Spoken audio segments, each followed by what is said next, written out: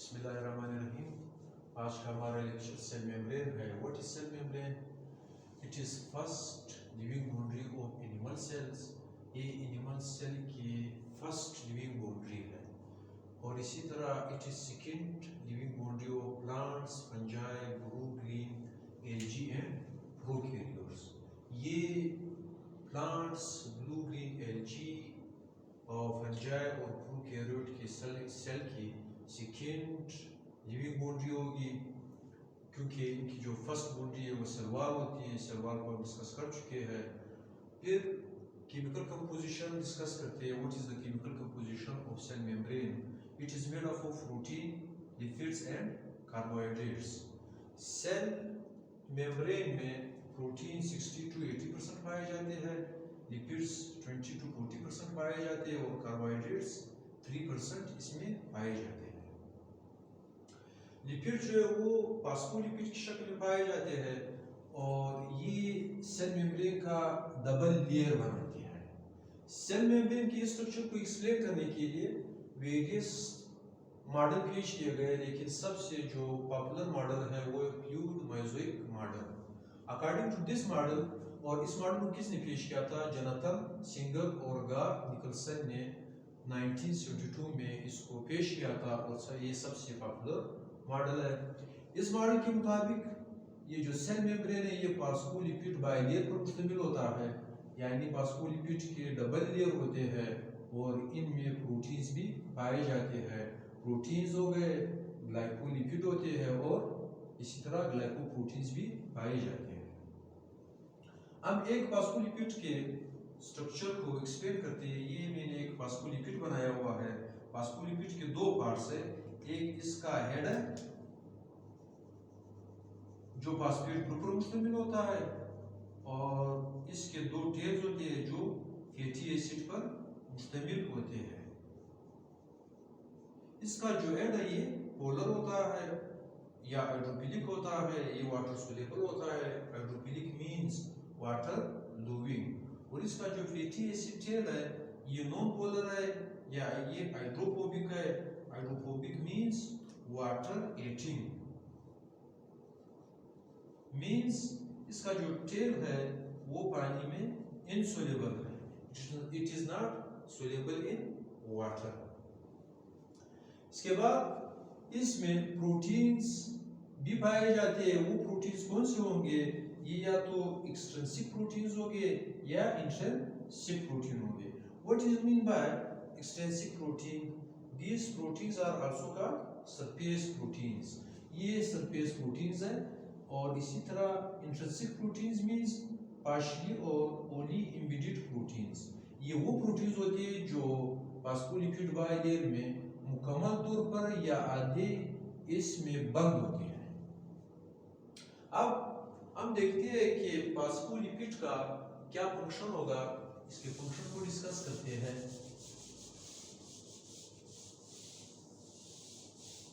जो phospholipid bilayer है ये दरअसल सेल में एक खास तरतीब के साथ अरेंज होता है।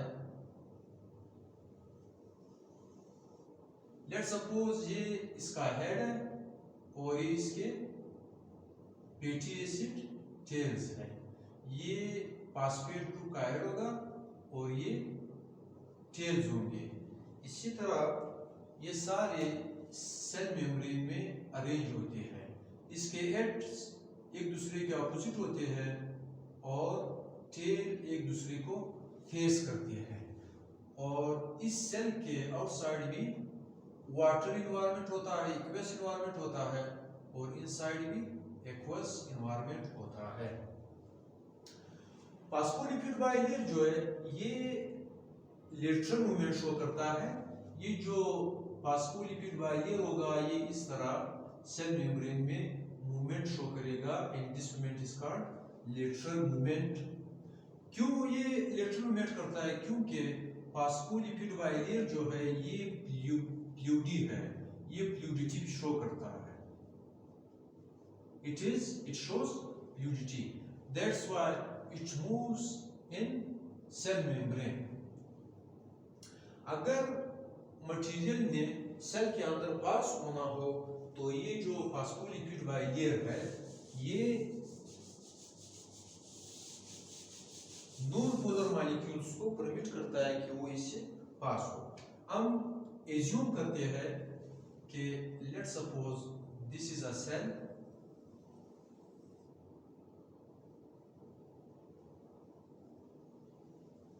और O2 CO2 non polar small molecules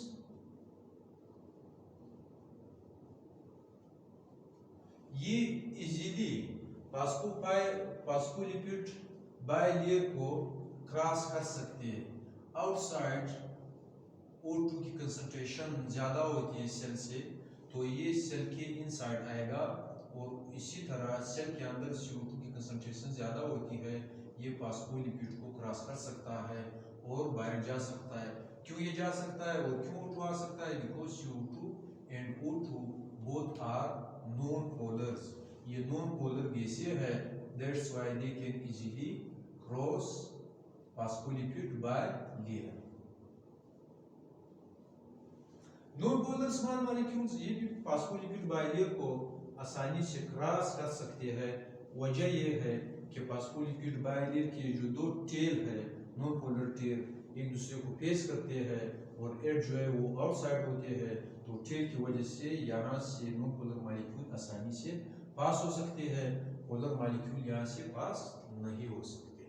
तो पोलर मॉलिक्यूल के लिए क्या होगा? पोलर मॉलिक्यूल should have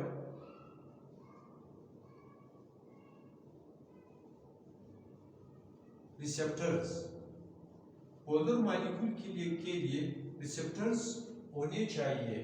अब हम रिसेप्टर्स को डिस्कस करते हैं डिटेल में। वो रिसेप्टर क्या है? वो प्रोटीन्स होंगे।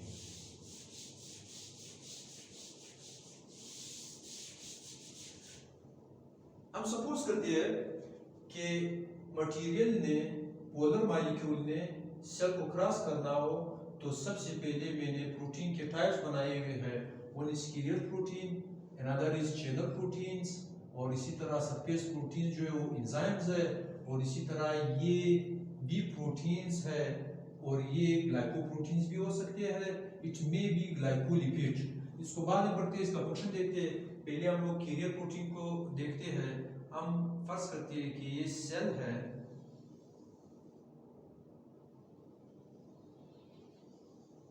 और पोलर मॉलिक्यूल ने सेल के अंदर आना है।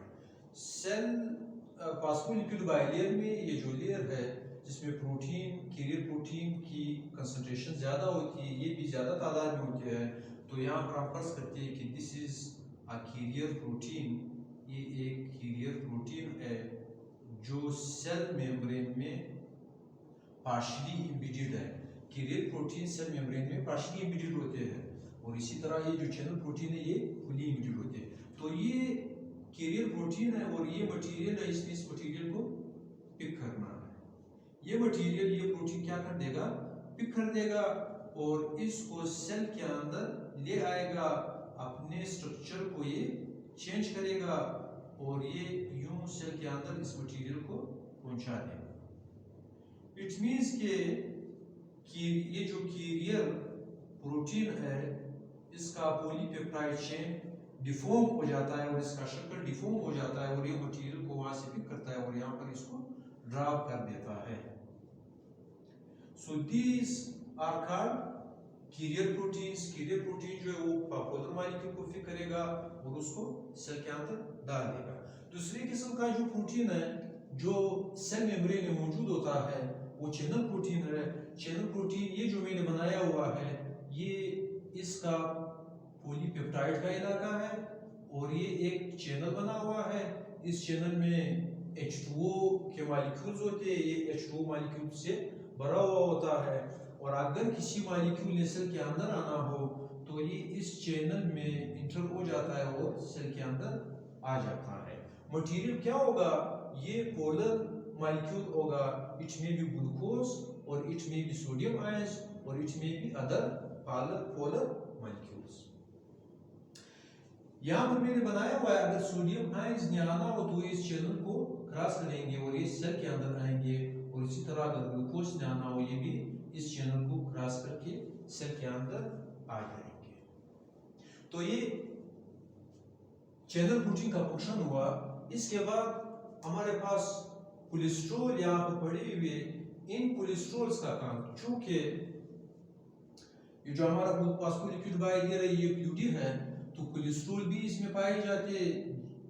जिस इलाके पर, जिस एरिया में कोलेस्ट्रॉल ज्यादा पाए जाते हैं वो फास्फोलिपिड बाइलेयर के प्यूरिटी को कम करवा देते हैं, इसको खत्म करवा देते हैं। और इसी तरह कोलेस्ट्रॉल का जो दूसरा फंक्शन होगा, ये पोलर मॉलिक्यूल को भी फास्फोलिपिड से पास होने नहीं देता। तो ये प्रोटीन और फास्फोलिपिड के थोड़े से फंक्शंस हो गए। अब हम देखते हैं कि what is the function of cell membrane. Cell membrane जो है वो सेमी और पार्शियली परमिएबल है। What is mean by semi और पार्शियली परमिएबल? सेमी परमिएबल और पार्शियली परमिएबल मींस कि सेल मेम्ब्रेन के अंदर कुछ मॉलिक्यूल्स आ सकते हैं और कुछ मॉलिक्यूल नहीं आ सकते। जिस तरह हमने जिक्र किया कि सेल मेम्ब्रेन के अंदर लार्ज मॉलिक्यूल कभी भी नहीं आ सकते, इनके अंदर स्मॉल मॉलिक्यूल आ सकते हैं, चाहे वो पोलर हो चाहे वो नॉन पोलर हो। तो दैट्स व्हाई हम कहते हैं कि सेल मेम्ब्रेन इज सेमी और पार्शियली परमिएबल। दूसरा, सेल मेम्ब्रेन के अक्रॉस जो ट्रांसपोर्ट होता है वो एक पैसिव वे में होता है। पैसिव वे की जो है ये डिफ्यूजन भी हो सकता है, पैसिलेटेड डिफ्यूजन भी हो सकता है और ऑस्मोसिस भी हो सकता है। पहले हम डिफ्यूजन की मिसाल लेते हैं। हमने ये कहा कि O2 सेल से, सेल के आउटसाइड से इनसाइड आएगा। ये क्यों आएगा? क्योंकि आउटसाइड O2 की कंसंट्रेशन ज्यादा थी और सेल के इनसाइड इसकी कंसंट्रेशन कम है। और डिफ्यूजन का डेफिनेशन भी ये है कि the movement of gas molecules from the level of higher concentration towards lower concentration। तो सेल मेम्ब्रेन के अक्रॉस ये डिफ्यूजन हो सकता है। CO2 भी इसी तरह सेल के अंदर से बाहर डिफ्यूज हो सकता है। दूसरा, facilitated diffusion. What is mean by facilitated diffusion? यानी वो डिफ्यूजन जिसमें जो डिफ्यूजन किसी मटेरियल के जरिए हो सके। लाइक व्हाट, हमने सोडियम आयंस की मिसाल दी। ये जो चैनल प्रोटीन है ये सोडियम आयन को फैसिलिटेट कर रहा है, ये इस चैनल से क्रॉस हो रहा है। और इसी तरह ये जो ग्लूकोज है ये भी इस चैनल से क्रॉस हो रहा है और सेल के अंदर जा रहे हैं। इसको फैसिलिटेड डिफ्यूजन क्यों कहते हैं? क्योंकि ये डिफ्यूजन है, ग्लूकोज अपने हायर कंसंट्रेशन से जो बाहर था वो अंदर चले गए जहाँ पर इनका लो कंसंट्रेशन है। इसी तरह सोडियम का कंसंट्रेशन भी आउटसाइड सेल ज्यादा है और ये इस अंदर आ गए सेल के जहाँ पर इनकी कंसंट्रेशन लो है। इनको फैसिलिटेट चैनल प्रोटीन्स ने किया। थर्ड जो इसका फंक्शन है वो है पैसिव वे। पैसिव वे में एक एक्टिव ट्रांसपोर्ट आता है, सॉरी एक्टिव वे में एक एक्टिव ट्रांसपोर्ट आता है। और चौथा जो है वो एक्सोसाइटोसिस एंड एंडोसाइटोसिस है। एक्टिव वे में हमें एनर्जी की जरूरत पड़ती है क्योंकि एक्टिव वे में जो मॉलिक्यूल मूवमेंट करते हैं वो अपने लोअर कंसंट्रेशन से हायर कंसंट्रेशन की तरफ करते हैं। इट मींस कि अगर हम फर्ज करें एक्टिव ट्रांसपोर्ट की एग्जांपल लेते हैं, एक्टिव ट्रांसपोर्ट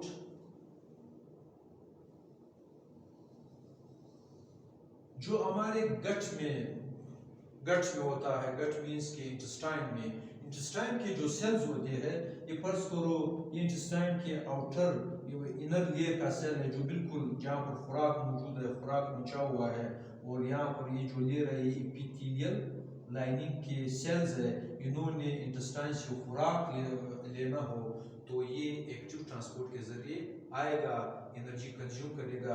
लेट्स सपोज ये हमारा गट है,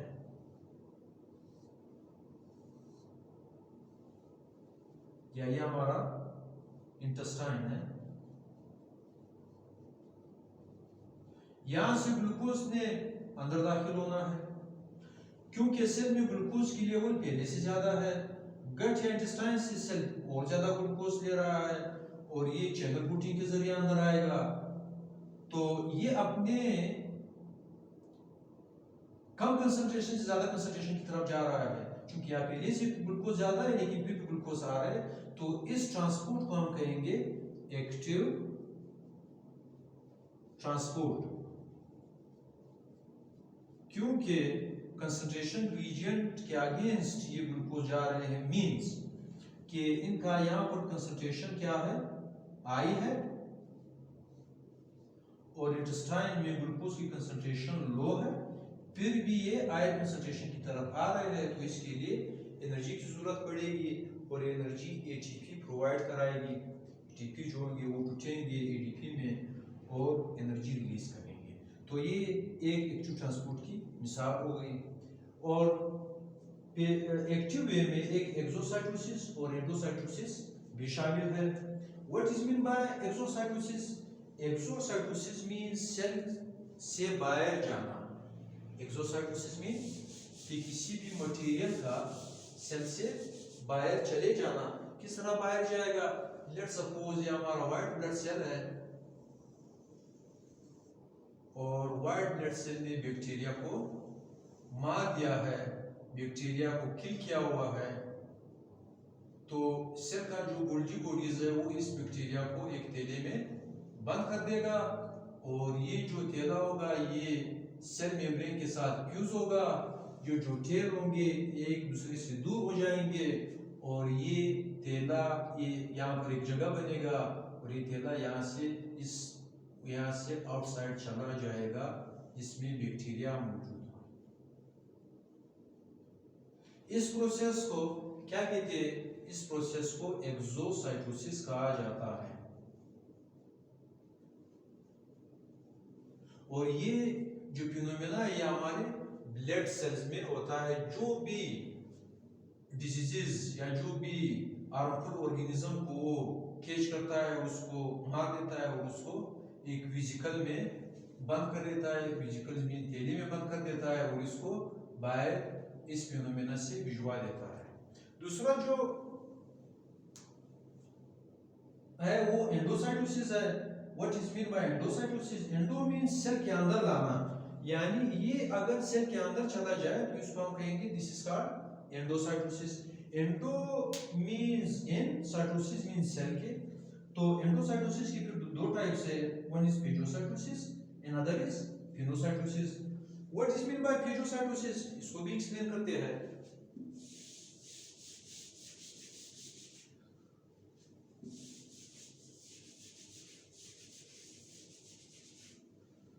सपोज यह हमारा सेल है और ये एक अमीबा का सेल है, ये अमीबा का सेल है और ये पैरामीशियम है। अमीबा पैरामीशियम को इंगल्फ कर सकता है। ये क्या करेगा? ये पैरामीशियम जब इस अमीबा के पास आएगा तो ये इस सेल मेम्ब्रेन के साथ फ्यूज हो जाएगा और सेल मेम्ब्रेन अंदर की तरफ चला जाएगा, इनफोल्ड होगा और इसको अपने अंदर बंद करेगा। मींस कि इसके गिर्द एक वेसिकल बन जाएगा और आखिरकार ये वेसिकल में मुकम्मल तौर पर बंद होगा। यहाँ पर पैरामीशियम पाया जाएगा और अमीबा इसको एज अ फूड इस्तेमाल करेगा। तो चूंकि पैरामीशियम इस अमीबा के सेल के अंदर आया हुआ है, इस अमल को हम कहते हैं पेजोसाइटोसिस। पेजो मींस कि सॉलिड पार्टिकल का सेल के अंदर आना। और दूसरा जो है वो पिनोसाइटोसिस है।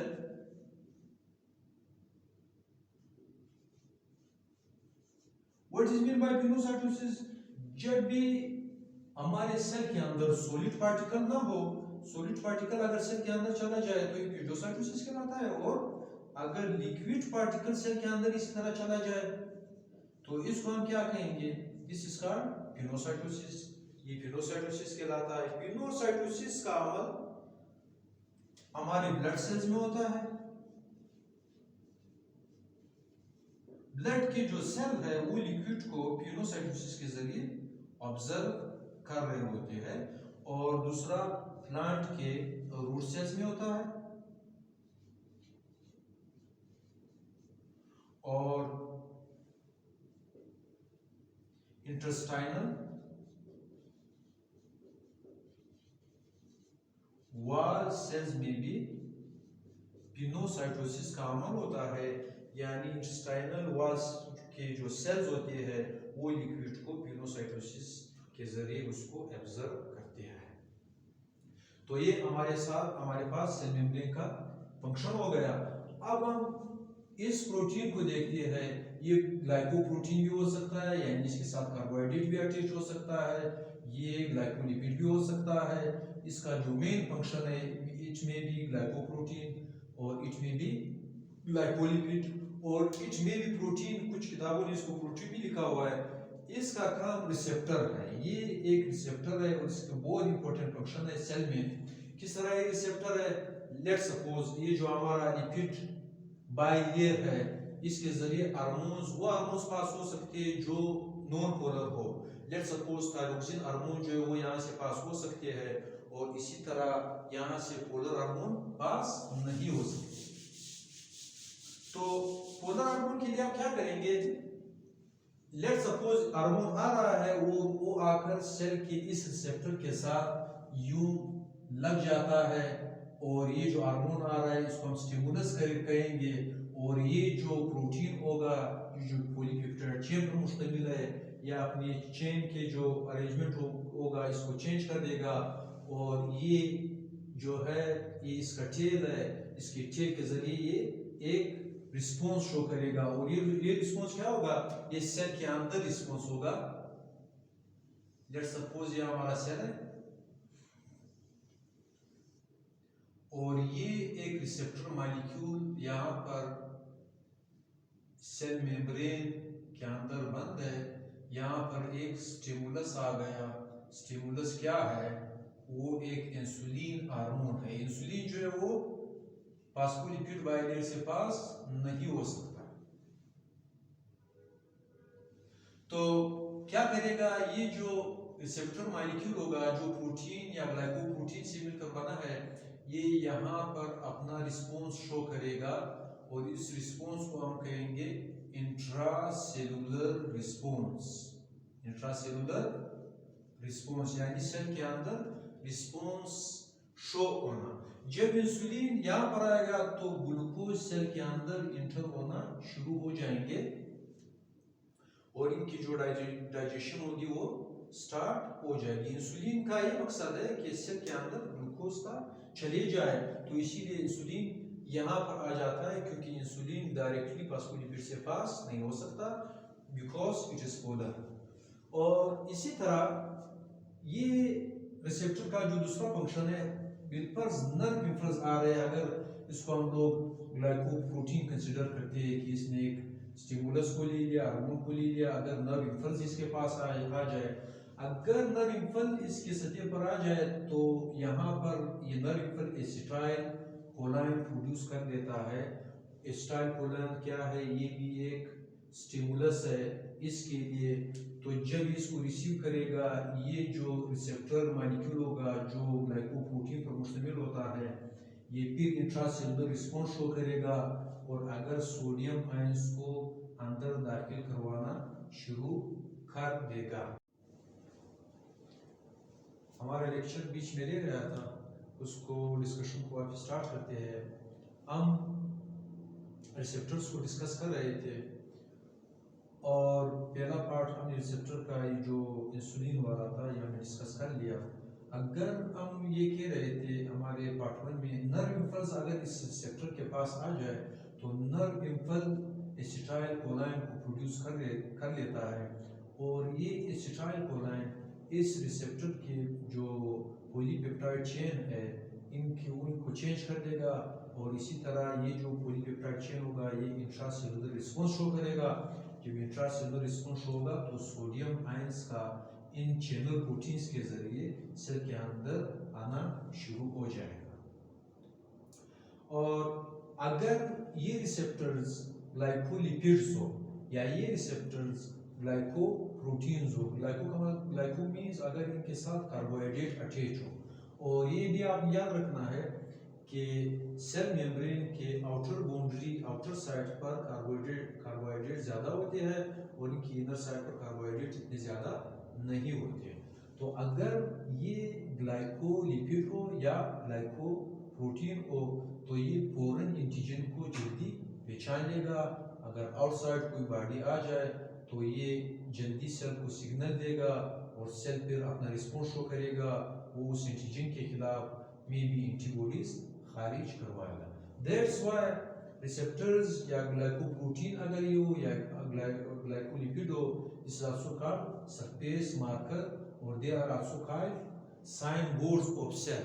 सेल की पहचान इन रिसेप्टर से होती है जो ग्लाइकोप्रोटीन या ग्लाइकोलिपिड के भी बने हुए होते हैं। और इसके बाद ये जो सरफेस के प्रोटीन्स है जो मैंने एंजाइम लिखा हुआ है, ये सरफेस प्रोटीन कहलाता है और ये एंजाइमेटिक एक्शन करती है।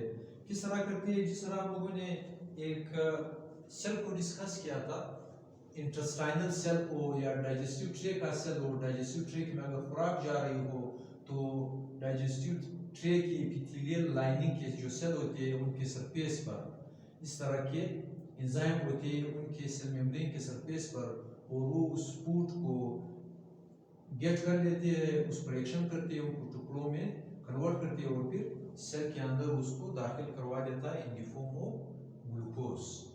और मेरे ख्याल में लेक्चर यहाँ तक ही था। इंशाल्लाह हमारे अगले लेक्चर में हम साइटोप्लाज्म एक और प्रोटोप्लाज्म को डिस्कस करेंगे। तब तक के लिए